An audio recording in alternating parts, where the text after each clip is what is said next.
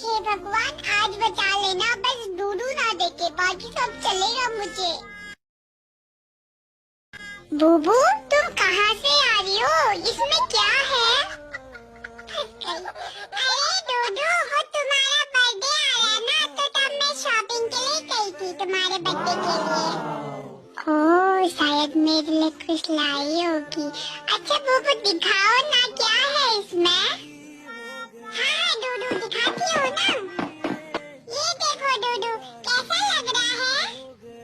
तुम अपने लिए ले आई क्या? मेरे लिए नहीं लाई थी क्या?